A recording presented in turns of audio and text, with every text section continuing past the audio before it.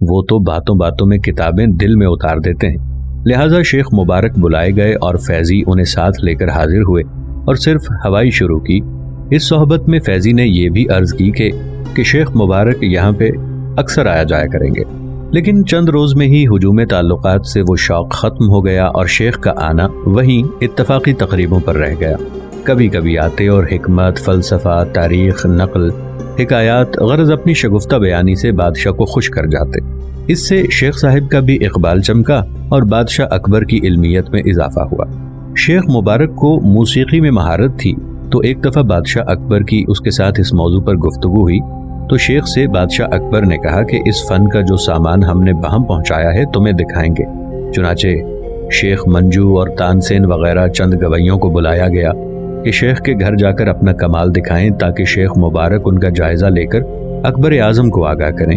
شیخ نے باری باری سب کا کمال کا جائزہ لیا اور ان کو سنا، اور شیخ مبارک نے تانسین سے کہا کہ جانوروں کی طرح کچھ بھائیں بھائیں کرتا ہے۔ علم و فضل کی بات کی جائے تو اکبر کے 9 رتنوں میں سے ایک فیضی تھا۔ فیضی اور اس کے باپ کا حال قادر مطلق کی قدرت نمائی کا ایک عمدہ نمونہ تھا، اور ان کے عداوت پسند لوگوں کا حملہ ان پر طوفان نوح علیہ السلام کے طوفان کی طرح گزر گیا، اور وہ صحیح سلامت اس طوفان نوح سے بچ گئے تو وہ خدا کا شکر بجا لائے۔ اس میں اکبر بادشاہ کی نیک اندیش نیت کا بھی بڑا دخل تھا۔ آخرکار بوڑھا عالم و فاضل اپنے تباہ حال گھر اور گری مسجد میں آ کر بیٹھ گیا، تو اس نے بیٹھ کر مسجد میں درس و تدریس کا کام شروع کر دیا اور تعلیم و ہدایت کے چراغ روشن کیے۔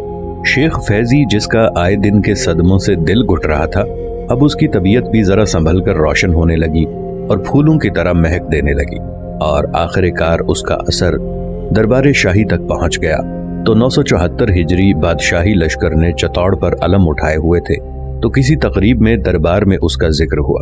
کمال کے جوہری کو جوہر کے شوق نے ایسا بے قرار کر دیا، اور اس نے حاکم آگرہ کے نام ایک مراسلہ لکھا کہ فوراً گھر سے بلاؤ اور سواروں کے ساتھ اسے روانہ کرو۔ ہندوستان میں قومی زبان ہندی تھی، جس کے تحت تمام دفتری امور کا تبادلہ خیالات یا خط و کتابت ہندی زبان میں ہوا کرتی تھی۔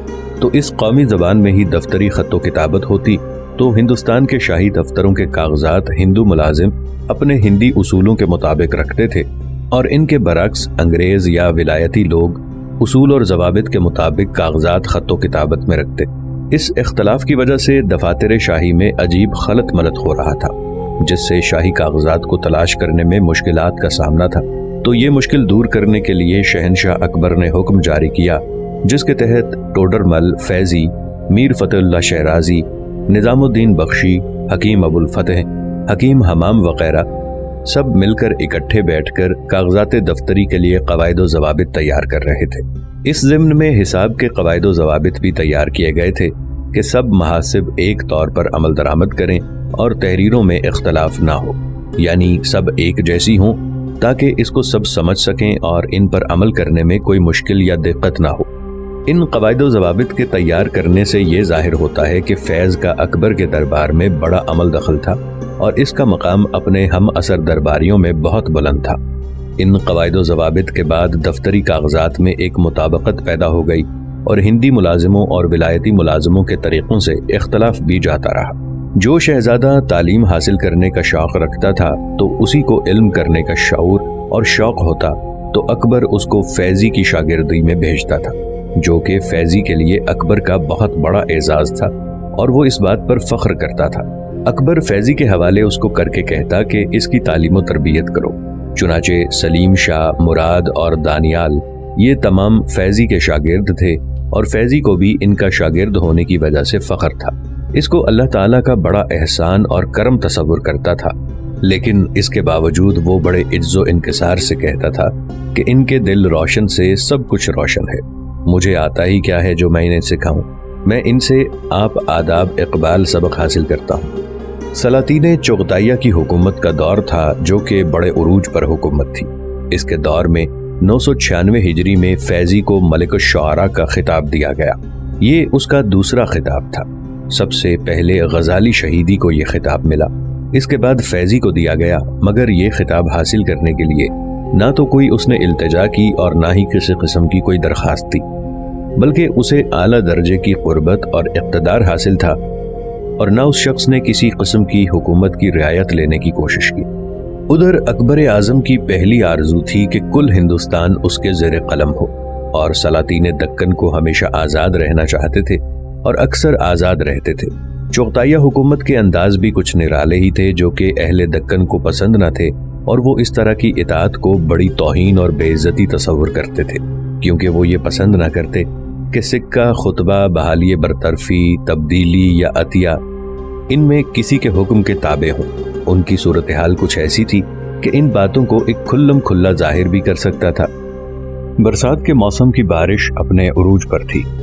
موسلا دھار بارش نے چاروں طرف دھرتی کو جل تھل ایک کر کے رکھ دیا تھا۔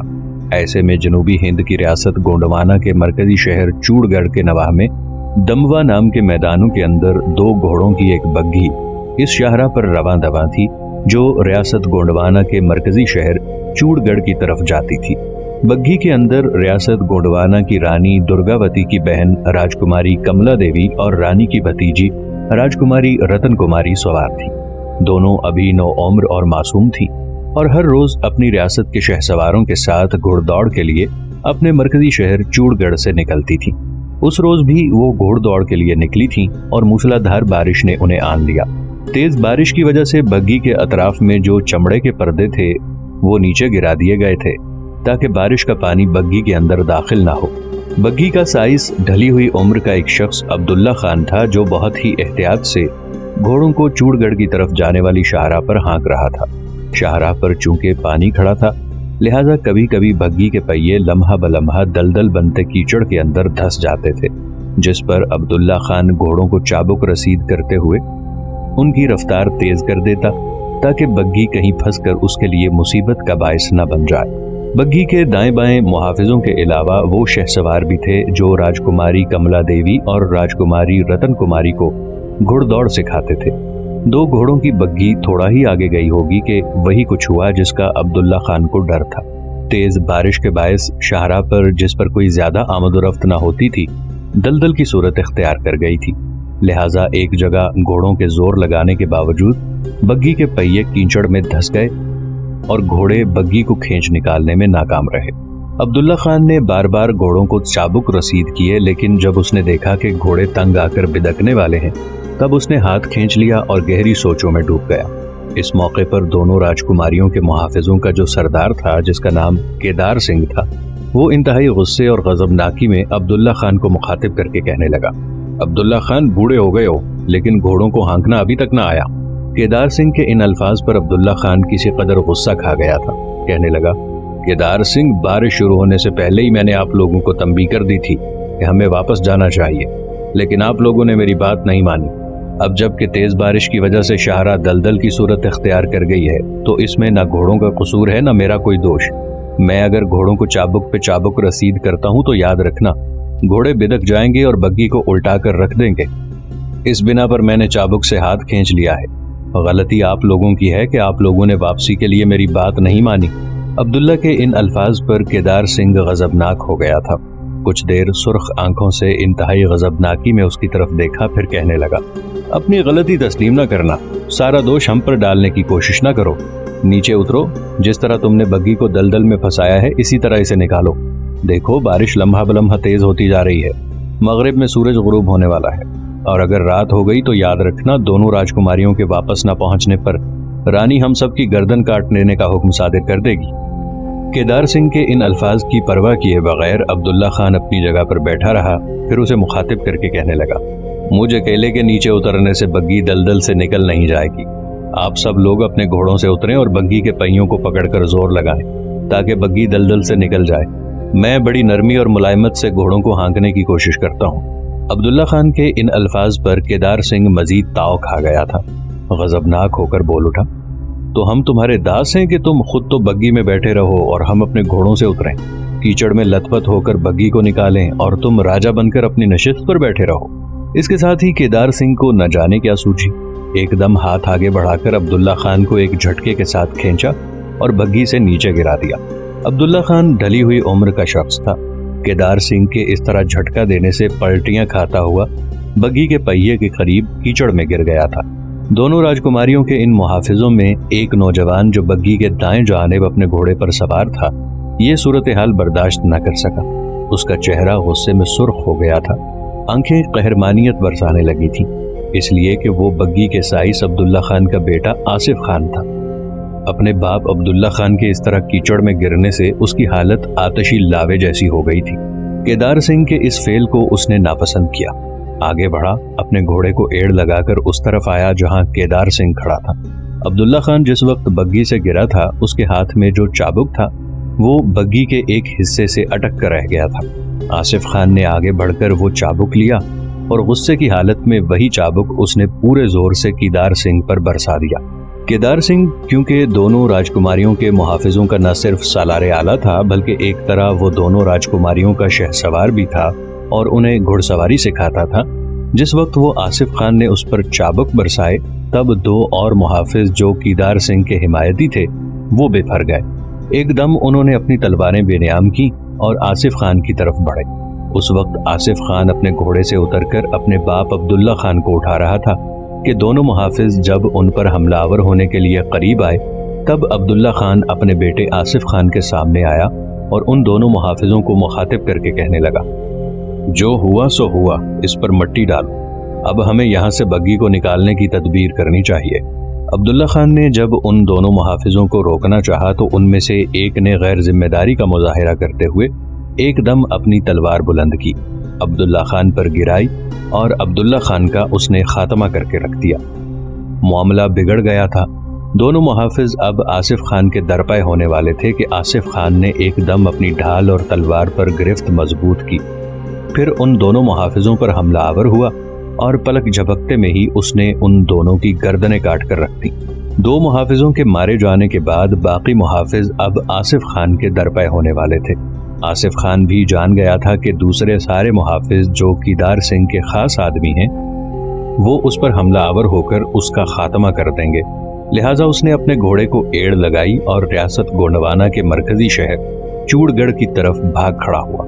जब दो सवारों ने उसका ताक़ुब करना चाहा, तब केदार सिंह गुस्से में भड़क उठा, कहने लगा, इस वक्त इसका ताक़ुब करने की जरूरत नहीं, यह भाग कर कहाँ जाएगा, इसके बाप का खात्मा हो चुका है, पहले आओ मिलकर बग्घी को इस दलदल से निकालते हैं। इसके बाद शहर पहुंचकर सबसे पहले इस आसिफ खान और इसके अहले खाना का खात्मा किया जाएगा। केदार सिंह के इन अल्फाज के जवाब में मुहाफिज अपने घोड़ों से उतरे, एक साइज की नशिस्त पर बैठ गया, बाकी पहियों पर जोर लगाते हुए बग्घी को दलदल से निकालने की कोशिश करने लगे थे। दोनों राजकुमारियां अब तक बड़े सब्र तहम्मुल का मुजाहिरा करते हुए बग्घी के अंदर खामोश रही थीं। जब उन्होंने देखा कि बाहर झगड़ा हो रहा है, तब रानी दुर्गावती की छोटी बहन कमला देवी ने चमड़े का पर्दा हटाकर बाहर देखा और गुस्से का इजहार करते हुए कहने लगी, ये क्या झगड़ा हो रहा है? बग्घी अगर दलदल में फंस गई है तो सब मिलकर इसको निकालो, आपस में झगड़ा क्यों करते हो? कमला देवी को शायद अभी तक ये इल्म ना हुआ था कि अब्दुल्ला खान को कत्ल किया जा चुका है और उसका बेटा आसिफ खान दो मुहाफिजों का खात्मा करके भाग चुका है। लिहाजा इस हादसे पर पर्दा डालने के लिए केदार सिंह कहने लगा, राजकुमारी आपको परेशान होने की जरूरत नहीं है, बग्घी दलदल में फंसी है, लेकिन हम इसको निकालने लगे हैं और बहुत जल्द शहर की तरफ रवाना हो जाएंगे। केदार सिंह के इन अल्फाज पर शायद कमला देवी मुतमईन हो गई थी। पर्दा गिराकर वो फिर बग्घी के अंदर खामोश हो रही। केदार सिंह ने अपने साथियों के साथ मिलकर बग्घी को दलदल से निकाला। इसके बाद बग्घी फिर से पहले की तरह रियासत गोंडवाना के मरकजी शहर चूड़गढ़ की तरफ रवाना हो गई थी। दूसरी तरफ आसिफ खान अपने घोड़े को सरपट दौड़ाता हुआ गोंडवाना के मरकजी शहर चूड़गढ़ के एक महल्ले में दाखिल हुआ। एक मकान पर दस्तक दी, दरवाजा एक बूढ़ी खातून ने खोला। उस वक्त तक आसिफ खान अपने घोड़े से उतरकर घोड़े की बाग पकड़कर खड़ा हो गया था। जिस वक्त ढली हुई उस खातून ने दरवाजा खोला, उसे देखते ही बड़ी राजदारी में आसिफ खान बोल उठा, अम्मा, अच्छा हुआ दरवाजा तुमने खोला है, हमारे साथ एक हादसा पेश आया है और इसकी इत्तला मेरी बहनों में से किसी को नहीं होनी चाहिए। आसिफ खान के इन अल्फाज पर उसकी माँ परेशान और फिक्रमंद हो गई थी। कुछ पूछना चाहती थी कि मुख्तसर अल्फाज में आसिफ खान ने वहीं खड़े खड़े तफसील कह दी। सारी तफसील जानकर उसकी माँ परेशान और फिक्रमंद हो गई थी। आसिफ खान ने उसे तसल्ली देते हुए कहना शुरू किया, माँ, मैं घर में दाखिल नहीं हूँगा। अगर मैं घर में दाखिल हुआ तो सारी बहनें मुझसे बाप के मुतालिक पूछेंगी और मुझसे तरह तरह के सवालात करेंगी। اور اگر میں نے سچائی سے کام لیتے ہوئے ان سے تفصیل کہہ دی تو ان کی جو حالت ہوگی میری ماں وہ میرے لیے ناقابل برداشت ہوگی۔ میرا باپ مارا جا چکا ہے، کیدار سنگھ بگی کو نکال کر شہر کا رخ کر رہا ہوگا اور یہاں پہنچ کر سب سے پہلے وہ میرے خلاف ہی حرکت میں آئے گا۔ رانی کو بھی میرے خلاف بھڑکایا جائے گا اور ہر صورت میں میرا خاتمہ کر کے رہے گا۔ اماں تم اندر جاؤ، میرے چھوٹے بھائی عادل خان کو باہر بھیجو، میں اسے ساتھ لے جانا چاہتا ہوں۔ مجھے امید ہے کہ ہم دونوں بھائیوں کی غیر موجودگی میں رانی یا کیدار سنگھ کے کارندے عورتیں سمجھ کر تم پر ہاتھ نہیں ڈالیں گے۔ اپنے چھوٹے بھائی عادل خان کو میں اس لیے یہاں نہیں چھوڑنا چاہتا کہ کیدار سنگھ اس کے خلاف انتقامی کارروائی کرے گا، اور اگر ایسا نہ بھی ہوا تو رانی درگاوتی سے کہہ کر ہم سے انتقام لینے کے لیے عادل خان کو زندان میں ڈلوا سکتا ہے، اور میں نہیں چاہتا کہ میرا چھوٹا اور معصوم بھائی اپنے بچپنے میں ہی زندان کی تلخیوں کا شکار ہو جائے۔ ماں اندر جاؤ، جانے سے پہلے دروازہ بند کر دینا، علیحدگی میں لے جا کر عادل خان کو ساری صورتحال سے آگاہ کر دینا اور پھر اسے باہر بھیج دینا۔ میں اسے لے کر یہاں سے سارنگپور کے حکمران باز بہادر کا رخ کروں گا۔ وہ ہمارے باپ کا پرانا جاننے والا ہے اور اس کا باپ بھی ہمارے باپ کا بڑا مربی تھا۔ مجھے امید ہے ہم دونوں بھائیوں کو وہاں پناہ مل جائے گی، اور وہاں رہتے ہوئے میں اپنے کچھ جاننے والوں کے ذریعے تم لوگوں کے حالات بھی معلوم کرتا رہوں گا۔ اس سلسلے میں اپنے کچھ ملنے والوں سے پہلے ہی ملاقات کر کے آ رہا ہوں۔ ساری صورتحال جاننے کے بعد آصف خان کی ماں نے اپنے آپ کو کسی قدر سنبھالا، پھر بڑی جرت مندی کا مظاہرہ کرتے ہوئے کہنے لگی، تم نے اچھا کیا اپنے باپ کے قاتلوں کو موت کے گھاٹ اتار دیا۔ یہیں رکو، میں عادل خان کو باہر بھیجتی ہوں، ساتھ ہی کچھ نقدی اور چرمی چادریں بھی بھیجتی ہوں، اور تمہارے اور اس کے کپڑے بھی چمڑے کی خرجیوں میں ڈال کر بھجواتی ہوں۔ بیٹے اب یہاں زیادہ دیر نہ رکنا، چھوٹے بھائی کو لے کر فلفور مالوا نکل جانا، اس لیے کہ کیدار سنگھ تم دونوں کے در پہ ضرور ہوگا۔ اس کے ساتھ ہی آصف خان کی ماں نے دروازہ بند کر دیا۔ تھوڑی دیر بعد دروازہ پھر کھلا، اس بار آصف خان کی ماں کے ساتھ اس کا چھوٹا بھائی عادل خان بھی تھا۔ آنکھوں ہی آنکھوں میں دونوں بھائیوں نے کوئی اشارہ کیا، پھر عادل خان نے آگے بڑھ کر گھوڑے کی زین کے ساتھ چمڑے کی وہ خرجینیں باندھ دی تھی۔ ہاتھ میں اس نے 2 چادریں پکڑی ہوئی تھیں۔ چمڑے کی ایک چادر اس نے اپنے بھائی کو تھما دی، ایک خود اپنے اوپر لے لی۔ بارش اب بھی ہلکی ہلکی جاری تھی۔ اس کے بعد جب آصف خان نے اشارہ کیا تو عادل خان نے اپنا ہاتھ آگے بڑھایا۔ آصف خان نے اس کا ہاتھ پکڑ کر کھینچا اور اسے اپنے پیچھے بٹھا لیا۔ اس کے ساتھ ہی دونوں بھائیوں نے ہاتھ ہلا کر اپنی ماں کو الوداع کہا۔ سورج اب دور مغرب میں غروب ہو گیا تھا، فضاؤں کے اندر تاریکی پھیلنے لگی تھی۔ گھوڑوں کا رخ موڑ کر آصف خان نے گھوڑے کو ایڑ لگائی اور اسے ایک سمت سرپٹ دوڑا دیا۔ جب تک ان کی ماں کو ان کا گھوڑا دکھائی دیتا رہا وہ دروازے پر کھڑی رہی، اور جب دونوں بھائی اس کی نگاہوں سے اوجھل ہو گئے تو اس نے گھر کا دروازہ بند کر دیا تھا۔ جبکہ آصف خان اپنے چھوٹے بھائی عادل خان کے ساتھ ریاست گونڈوانا کے مرکزی شہر چوڑ گڑھ سے نکلا اور گمنام راستوں سے ہوتا ہوا وہ لمحہ بلمحہ گہری ہوتی تاریکی میں سارنگ پور کا رخ کر رہا تھا۔ جن دنوں ریاست گونڈوانا میں یہ حادثہ پیش آیا، انہی دنوں دہلی میں بھی ایک بہت بڑا حادثہ پیش آیا تھا۔ ہوا یوں کہ 7ویں ربیع الاول 963 ہجری کو ہندوستان کا شہنشاہ ہمایوں اپنے کتب خانے میں بیٹھ کر مطالعہ کر رہا تھا۔ یہ کتب خانہ دوسری منزل پر تھا۔ مطالعہ کرنے کے بعد شام کے وقت ہمایوں نیچے اترنے لگا۔ ابھی اس نے ایک ہی زینہ طے کیا تھا کہ اس کے کان میں اذان کی آواز سنائی تھی، اس لیے کہ مغرب کا وقت ہو چکا تھا اور مؤذن نے مغرب کی اذان دینی شروع کی تھی۔ اذان کی آواز سنتے ہی ہمایوں اذان کے احترام میں دوسرے زینے پر بیٹھ گئے۔ اذان ختم ہونے کے بعد لاٹھی کے سہارے اپنی جگہ سے اٹھا، لیکن قضائے الہی سے لاٹھی ڈگمگا کر ہاتھ سے چھوٹ گئی۔ اس طرح بادشاہ زینے سے نیچے گر پڑا۔ یہ صورتحال دیکھتے ہوئے خدام بدحواس ہو کر بادشاہ کی طرف لپکے، لیکن بادشاہ پر غشی کا عالم طاری ہو چکا تھا۔ خدام اسے اسی حالت میں محل سرا میں لے گئے۔ تھوڑی دیر بعد اس کی طبیعت سنبھلی، کچھ باتیں بھی کی۔ شاہی طبیبوں نے علاج شروع کیا، لیکن کچھ فائدہ نہ ہوا۔ اس کے بعد 11ویں ربیع الاول 963 ہجری کو غروب آفتاب کے وقت بادشاہ نے رحلت کی۔ ہمایوں کی وفات کا تاریخی مصرع کچھ اس طرح رقم کیا گیا: ہمایوں بادشاہ از بام افتاد۔ ہمایوں کی رحلت کے بعد اسے نئی دہلی میں دریائے جمنا کے کنارے دفن کیا گیا۔ ہمایوں فطری طور پر بہادر تھا، سخاوت اور مروت اس کی سرشت میں داخل تھی، علم ریاضی میں دسترس حاصل تھی۔ بادشاہ عالموں اور فاضلوں کی صحبت کو ہمیشہ پسند کرتا تھا۔ اس کی مجلس میں علمی مذاکرے اکثر ہوتے رہتے تھے۔ اس کے علاوہ ہمایوں ہمیشہ باوضو رہتا اور بلا وضو اس نے کبھی خدا کا نام نہیں لیا تھا۔ ایک دن ہمایوں نے اپنے ایک مصاحب کو عبدل کہہ کر پکارا، حالانکہ اس کا پورا نام میر عبد الحی تھا۔